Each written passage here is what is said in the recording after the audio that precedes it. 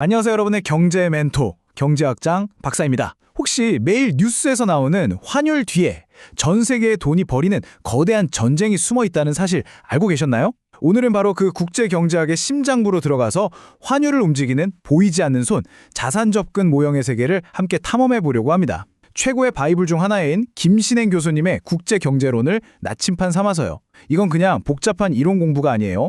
세상을 완전히 새로운 눈으로 보게 되는 정말 흥미진진한 시간이 될 테니까요. 끝까지 저와 함께 해주세요. 자, 그럼 출발해 볼까요? 우리가 뉴스를 켜면 거의 매일 듣는 소리가 있죠. 오늘 원달러 환율이 1,350원을 돌파했습니다. 환율 급등으로 증시가 출렁입니다. 아니 근데 한번 생각해 보세요. 환율이라는 게 그냥 우리나라 돈이랑 미국 돈을 바꾸는 비율일 뿐인데 대체 왜 이렇게 매일같이 롤러코스터를 타는 걸까요? 바로 이 질문이 오늘 우리가 풀어야 할 핵심 미스터리입니다. 자, 이 미스터리를 풀려면요. 우리 생각을 완전히 한번 뒤집어야 돼요. 예전에는 말이죠. 환율은 무역선이 움직인다고 생각했어요. 우리나라가 반도체를 많이 수출해서 달러를 많이 벌어오면 달러가 흔해지니까 환율이 내려가는 그런 식이었죠. 하지만 지금은 완전히 다릅니다. 지금 환율을 움직이는 건 느릿느릿한 무역선이 아니에요. 빛의 속도로 국경을 넘나드는 자금의 제트기입니다. 바로 전 세계를 순식간에 오가는 거대한 금융자산, 즉 돈의 흐름이 환율을 결정한다는 거죠. 그래서 오늘 우리는 이 6단계를 따라서 환율의 비밀을 차근차근 파헤쳐볼 겁니다. 돈의 흐름이 얼마나 대단한지 보고 투자자의 입장에 대해 고민도 해보고 마법 같은 공식으로 환율이 딱 정해지는 원리를 배울 거예요. 그리고 마지막엔 경제 뉴스를 꿰뚫어보는 새로운 능력을 얻게 되실 겁니다. 어때요? 벌써부터 좀 기대되지 않으세요? 자, 첫 번째 장입니다. 돈의 흐름, 이게 그냥 말로만 그런 건지 아니면 그 힘이 정말 압도적인 건지 데이터로 바로 한번 확인해 보겠습니다. 네? 교수님 진짜요? 우리가 해외여행 가거나 기업들이 물건 수출입할 때 쓰는 돈은 고작 10%밖에 안 된다고요? 네, 맞아요. 진짜 놀랍죠? 이 그래프 좀 보세요. 외환 거래의 90%는 전부 다 더 높은 수익률을 찾아서 전 세계를 떠도는 금융자산 거래예요. 이게 뭘 의미하냐면요. 우리가 뉴스에서 매일 듣는 무역 수지 흑자다 적자다 하는 소식 있죠? 물론 중요하죠. 하지만 단기적인 환율 변동에 있어서는 이 거대한 자본 흐름의 포효에 비하면 아주 작은 속삭임일 수 있다는 겁니다. 그렇다면 이제 관점을 싹 바꿔서 우리가 바로 그 거대한 자금을 굴리는 투자자가 됐다고 한번 상상해보죠. 혹시 그 디즈니 만화에 나오는 스크루지 영감님 아세요? 막 돈으로 가득 찬 창고에서 수영하고 그러잖아요. 바로 우리가 그 스크루지 영감님이 된 겁니다. 이 어마어마한 돈을 어디에 투자해야 가장 많이 불릴 수 있을까요? 아주 근본적인 질문부터 시작해봅시다. 여러분한테 지금 당장 1억 원이 있다면 한국은행에 원화로 예금하시겠어요? 아니면 환전해서 미국은행에 달러로 예금하시겠어요? 이게 바로 전 세계 투자자들이 매일 매 순간 마주하는 행복한 고민인 거죠. 당연히 이자를 더 많이 주는 곳에 넣어야 하는 거 아닐까요? 근데 그것만 보면 되나요? 뭔가 더 있을 것 같은데. 아주 좋은 지적이에요. 맞습니다. 단순히 지금 당장 눈앞에 보이는 이자율만 보고 덥석 결정할 수는 없겠죠. 바로 그 점이 우리를 다음 주제로 이끌어줍니다. 네, 스크루지 영감님 같은 거물 투자자든 아니면 우리 같은 개인이든 해외 투자를 결정할 때는 모두 똑같은 저울을 사용합니다.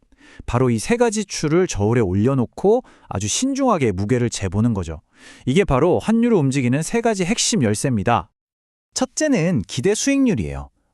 한국 예금이자는 5%인데 미국은 4%네? 근데 1년 뒤에 환율이 한 2% 정도 오를 것 같아? 그러면 달러 이자에 환차익까지 더하니까 미국에 넣는 게 더 이득이겠네? 이렇게 미래까지 계산하는 거죠. 둘째는 위험. 저 나라는 수익률이 무려 10%나 되는데 갑자기 정치가 불안해지거나 전쟁이 날 수도 있잖아? 그럼 당연히 피하게 되고요. 마지막 유동성은 내가 투자한 이 자산을 필요할 때 바로바로 현금으로 바꿀 수 있나? 이걸 따지는 겁니다. 이 세 가지를 종합적으로 저울질해서 투자 결정을 내리는 거예요. 자, 드디어 오늘의 하이라이트입니다. 경제학자들은요, 투자자들의 이 복잡하고 미묘한 의사결정 과정을 아주 강력하면서도 우아한 공식 하나로 딱 정리해냈습니다. 저는 이걸 마법의 공식이라고 부르는데요. 바로 이자율 평형 조건입니다. 으악, 교수님, 갑자기 수학 공식이라니요. 벌써부터 머리가 아파요. 아이고, 벌써부터 막 머리 아프다는 소리가 여기까지 들리네요. 여러분, 절대 겁먹지 마세요. 이게요, 겉보기엔 무슨 암호 같아도 그 속뜻은 정말 간단해요. 제가 하나씩 아주 친절하게 분해해서 설명해 드릴 테니까 저만 믿고 따라오세요. 우리 같이 정복할 수 있습니다. 자, 저랑 같이 이 공식을 한번 해부해 봅시다. 맨 왼쪽에 R, 이건 그냥 우리나라 예금 이자율이에요. 간단하죠?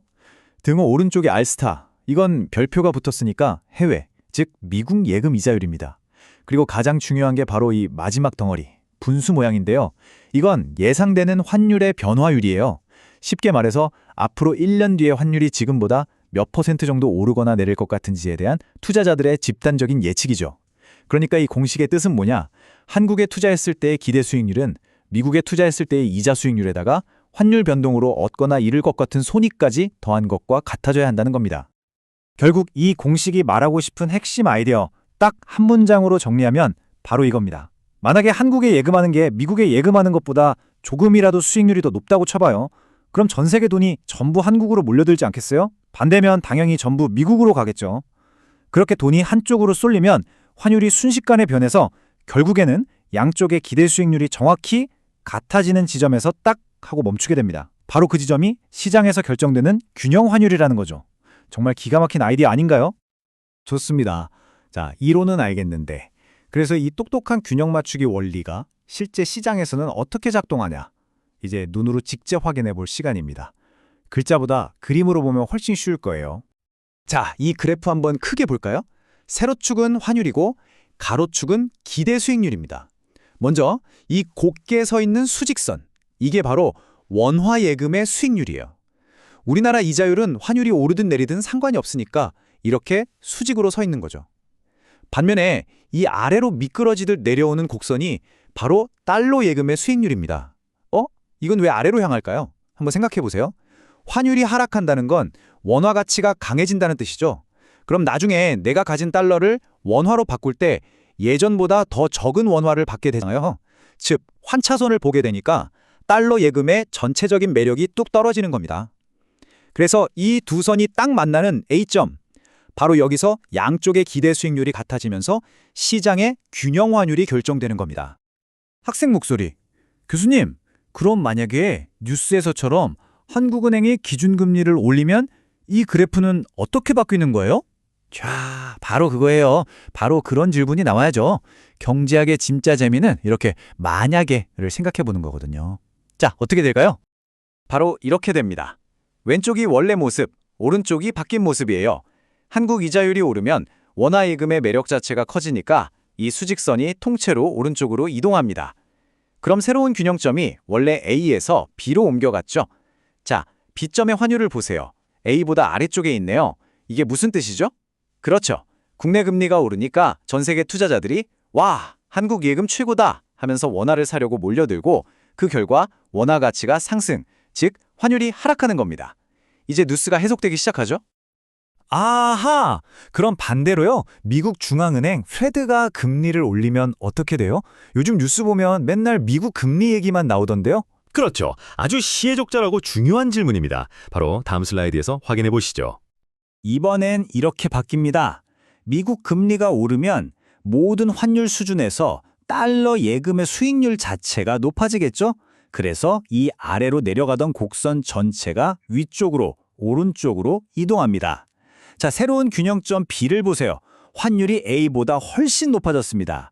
즉, 미국 금리가 오르니 너도 나도 이제는 달러가 최고야 하면서 원화를 팔고 달러를 사려 하고 그 결과 달러 가치가 폭등, 즉 환율이 오르는 겁니다. 이거 어디서 많이 보던 상황 아닌가요? 맞아요. 바로 우리가 지난 몇 년간 경험했던 그 고환율 현상이 이 그래프 하나로 그냥 깔끔하게 설명이 되는 겁니다. 대단하죠? 자, 여러분, 오늘 정말 대단한 여정을 함께해 오셨습니다. 조금 어려웠을 수도 있지만 여러분은 방금 환율의 움직임을 예측하고 해석하는 아주 강력한 도구를 손에 넣으신 겁니다. 이 지식이 여러분에게 어떤 의미를 갖는지 마지막으로 정리해보죠. 이제 여러분에게 환율은 그냥 1달러에 1,300원이라는 숫자가 아닙니다. 환율은 한국과 미국의 금리, 그리고 미래에 대한 전 세계 수많은 투자자들의 복잡한 기대와 선택이 팽팽하게 힘겨루기를 하다가 찾아낸 거대한 균형점이라는 것을 알게 되신 거죠.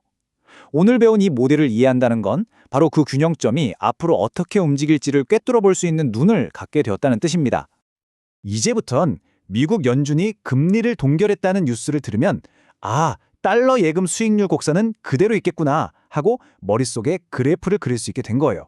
한국은행이 금리 인상을 고려 중이다 라는 뉴스를 들으면 원화예금 수익률 수직선이 오른쪽으로 움직여서 환율이 떨어질 압력을 받겠군 하고 예측할 수 있게 된 거죠.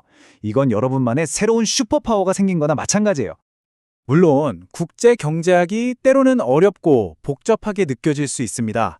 하지만 오늘처럼 한 걸음씩 저와 함께 나아가다 보면 어느새 세상을 움직이는 보이지 않는 힘을 이해하는 자신을 발견하게 될 거예요. 절대 포기하지만 마세요. 경제학은 여러분이 이 복잡한 세상을 이해하는 가장 강력하고 예리한 무기가 되어줄 겁니다. 오늘 정말 고생 많으셨습니다. 자, 그럼 다음 시간에는 우리 어떤 주제를 함께 정복해 볼까요?